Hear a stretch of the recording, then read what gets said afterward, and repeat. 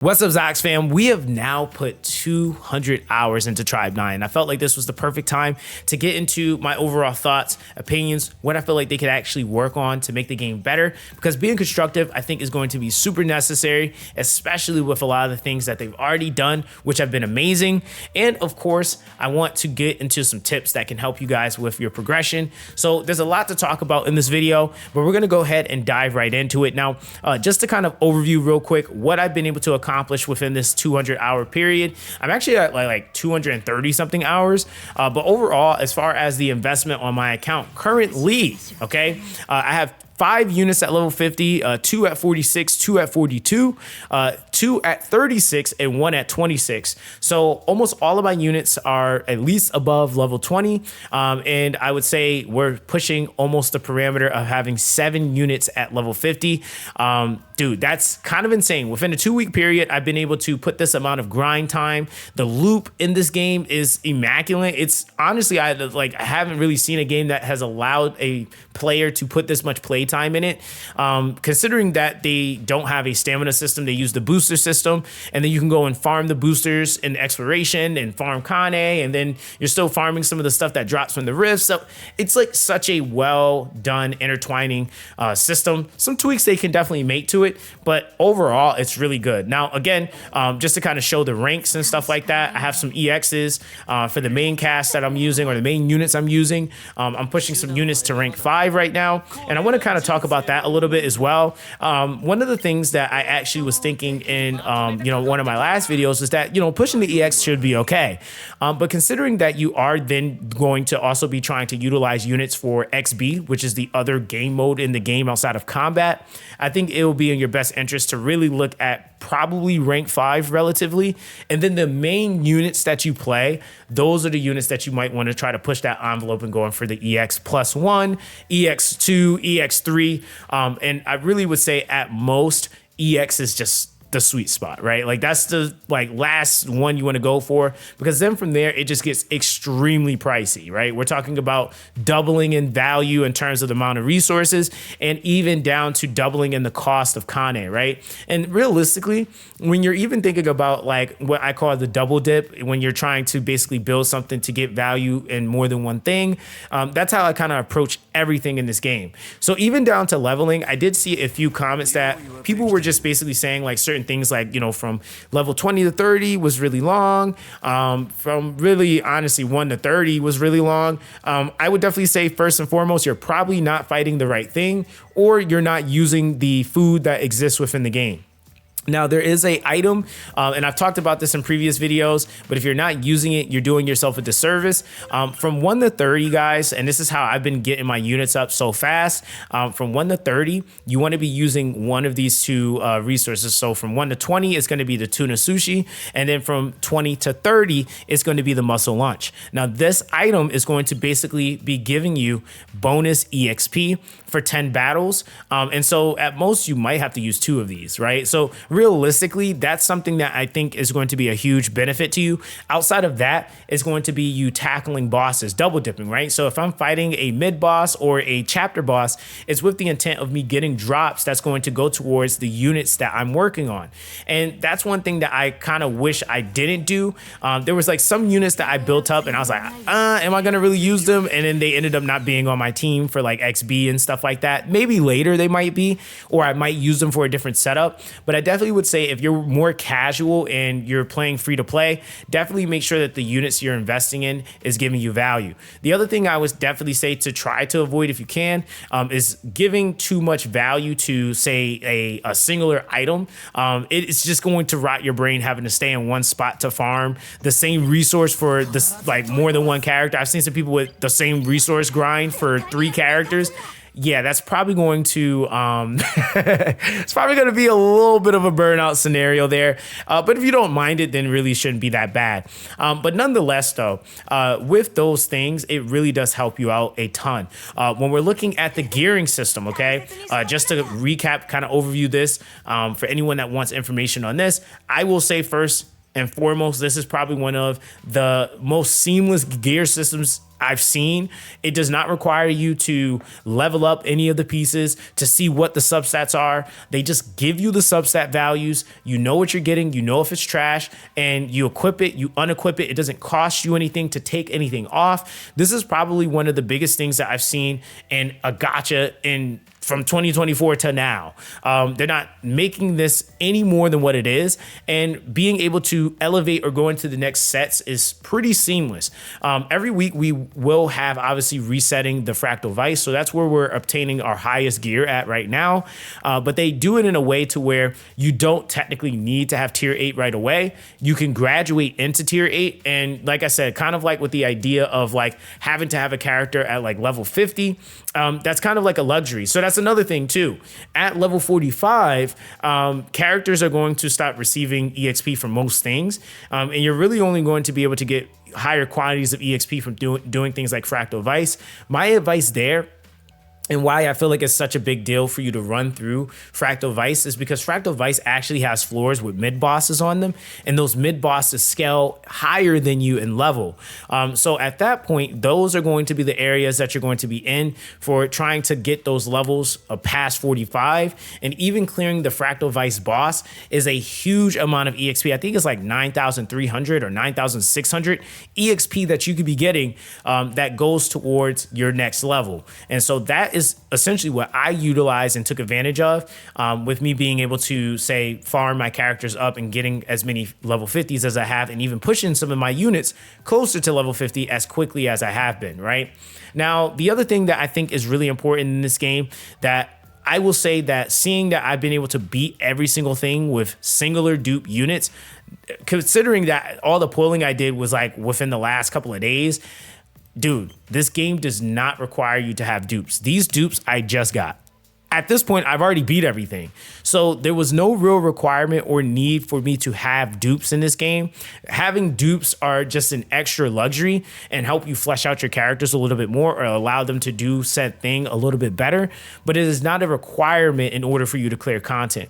And that's something that makes this game feel really nice. I think even down to how you compile your teams, there is no real requirement for you to have a specific unit, because that's the only unit that can clear this content.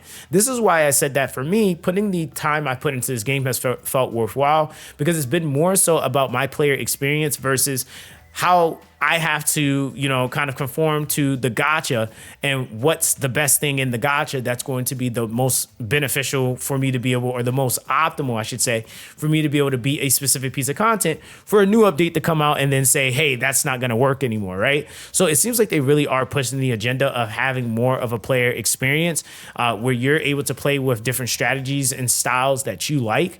And I'm hoping that they continue this trend so that from banner to banner, if you are pulling, it's because you really like the character, or that character really falls into your play style. So I really think that this is definitely a huge component, and it's worth mentioning, because this, again, is more than enough reason to hype up this game, considering all the things that have been changed so far.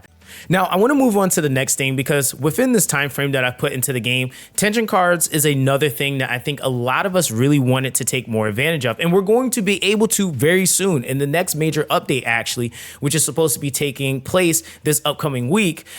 We now are going to have our tension costs lowered. I will say that that was definitely one thing that I was hoping they would address, because there was a huge limitation on being able to utilize EX cards, and even reasonably being able to use some cards that, say, for example, activate per hit. I know for those of you guys that are like still, going through the process, figuring out what tension cards you want to use, I would definitely say some of my like go-tos off the top of my head would definitely be like the full party, which is one of the first ones that you can get. If you did any pulls on the gacha and you got a card called Strike Zone, I definitely would recommend getting that. You could also, even if you didn't pull on the gacha, still obtain Strike Zone from the shop, which is another component of this game that just, it like blows my mind that they actually have that. And I'm going to touch on that in a second.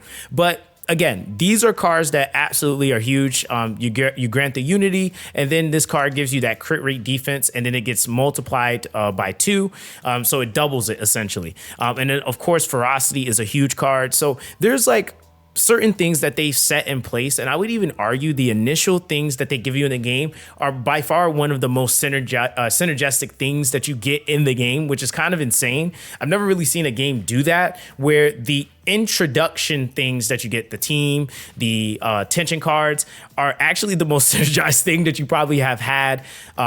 And you may not even have realized it. And so there was a lot of things that they did, even with the things that they had to work out. So it's like they almost still showed that they had good intent with trying to give a good player experience. But again, sometimes you have to teach developers how to treat you. And this is just one of those receptive teams that just was receptive to that. So again, they're already issuing in the changes for the tension cards. So this is going to be something that we'll see more of. Now, the second thing, though, that I really want to talk about, and this was like the big elephant in the room. Usually people are on like the side of like, hey, I don't know, or hey, this sucks, right? And I would say that first and foremost, with this type of game, it is a game first, but they have definitely reprimanded and have definitely rectified and changed and made the gacha better, okay? Because it is still a gacha game, right? And I think that if you're gonna have a gacha, you need to have it up to standard. And this is one thing that I would say out of everything that I've mentioned so far within this experience that has made this experience and putting the hours that I put into the game feel worth. Changing the gacha, they did a reimbursement. So if you missed it, unfortunately, you missed it. But the benefit that you get is that you're going to be pulling on a gacha with much better rates. We have a 1.5% chance out of 2% chance of getting rate up units now. So it's a 75-25. And this was by far one of the biggest and one of the best changes that I have seen in a gacha, period. Can we argue that this was one of the biggest marketing tactics ever? Hey, sure. But I have to say, nonetheless, it is still a lot more effort than I've seen a lot of other games or companies have done. And there's really no scenario that is even comparable because a lot of games have just like withered on the wayside or have EOS. And they really did say, you know what, every bit of currency you put into the gacha, you get it back. So basically, people that got to start this game out and stuck with it, or even came when they initially announced this, they got to leave with the rate up unit. Some got the tension card. They got units from the synchro. Some people, including myself, I'm only shy 2 units of the max roster of the entire game. Some people actually have the entire roster right now in this game as a free to play, which is insanity. Now, again, if you are going through the process of re-rolling at this point and you're watching this, I definitely would recommend that you guys try your best to get the best role that you want for what you want to play. Not necessarily just specific characters. I think more than anything, one thing that I've been able to test even with my account, considering I have literally almost everything, is anything can basically work. It's just a matter of your player skill level and what you're willing to sacrifice versus not sacrifice. And if you can answer those things, you can basically make your team comp work based off of just the units you like, right? Now, of course, with that, I think the other thing, and this is something that I had to kind of look at with all this time, was the exchange of currency. Now, I did mention that you can technically buy every single card in the game. And this currency is not only obtainable via gacha, but it's obtainable from the Fractal Vice. It is obtainable from the Wonder Boxes, which you can get those from doing things like the XB ranked. There's so many different opportunities, even from disassembling the cards that you currently have that you don't need. You could obtain the resource so that you can actually go and buy the different cards in the game.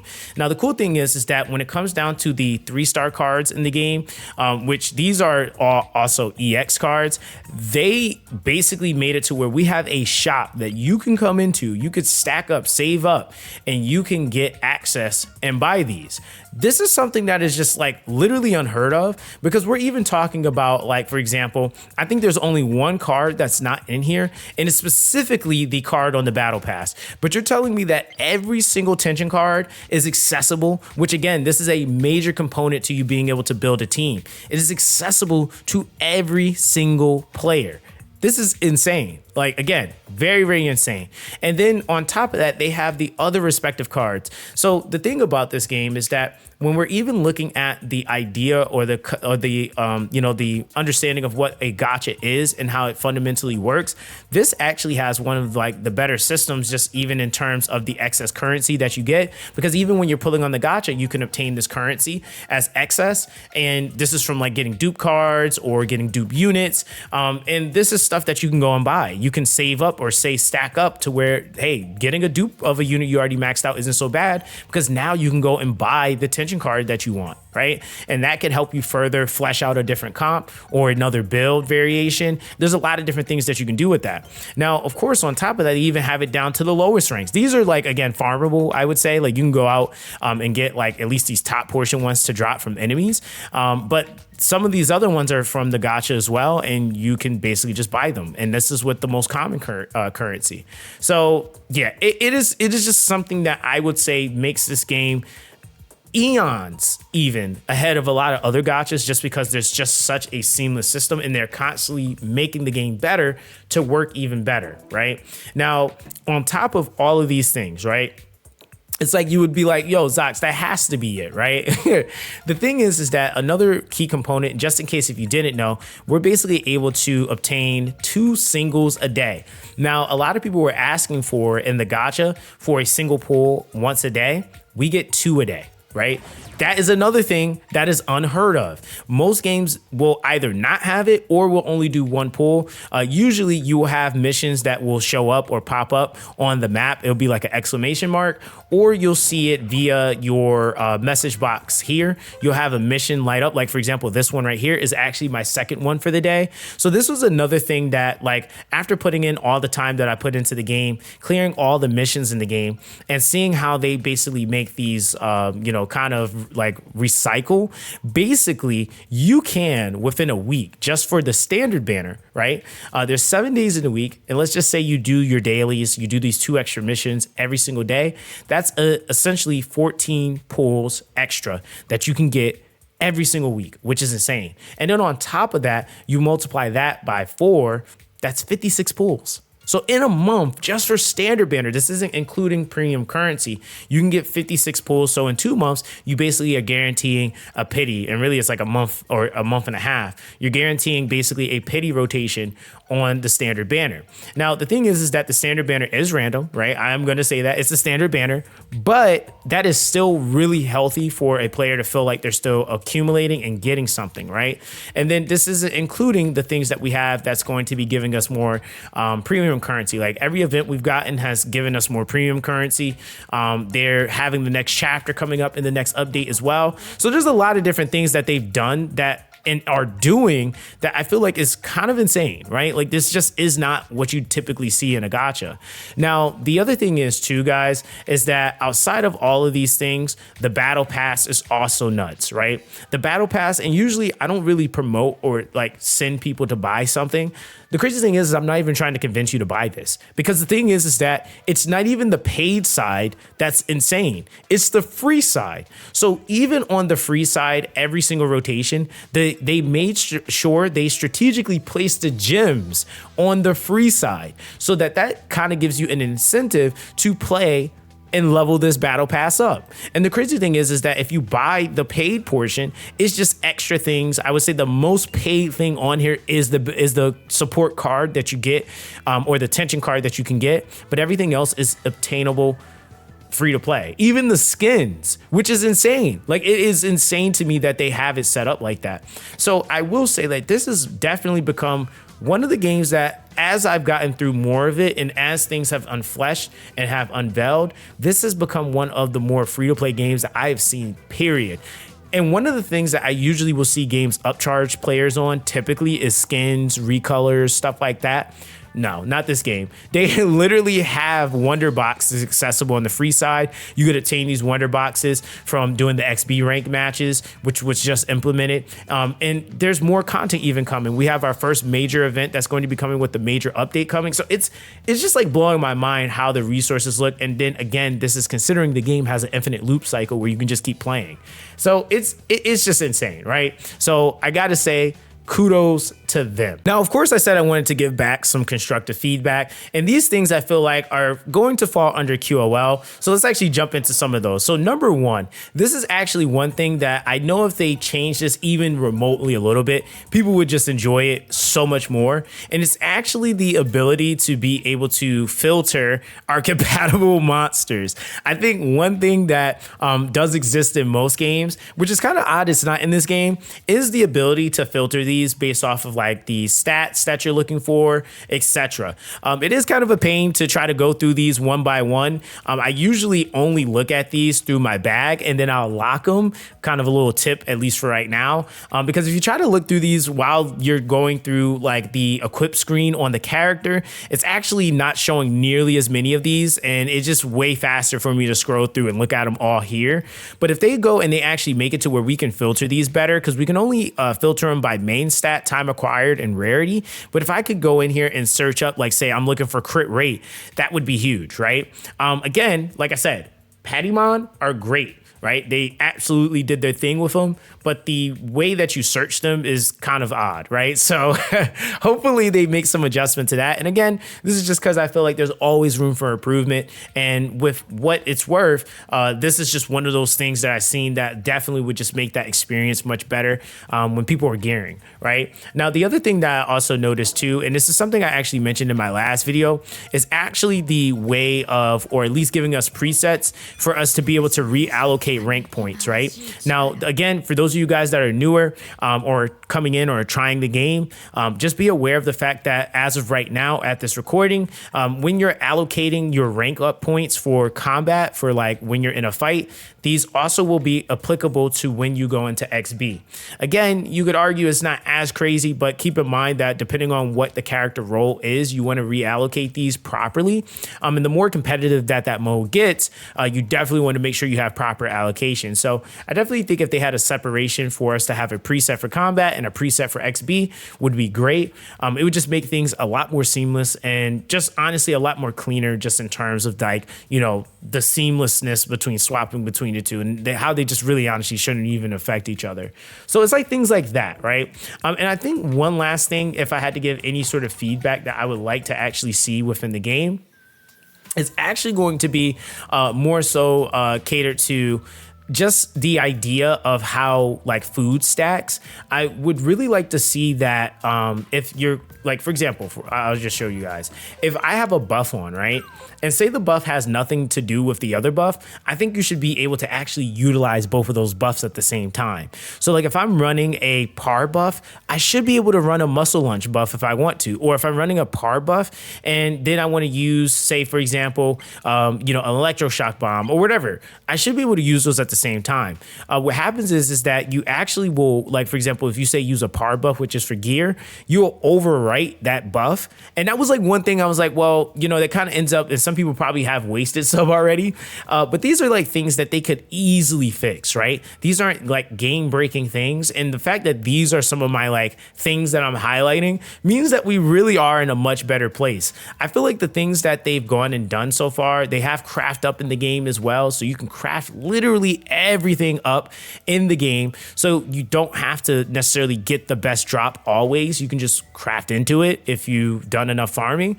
These are things that I definitely think makes the game a lot more seamless. And so it's like with all of these things already existed in the game, this is, again, this is like peak gacha, I gotta say. I played hundreds of gachas, I mean thousands at this point, and I have to say that overall what they've done with Tribe 9 is definitely worth a go. I definitely will say for those of you guys that are playing now, we've been having a blast, and I hope that you guys find this worth joining the community as well. Make sure you guys join the Discord. The link will be down below.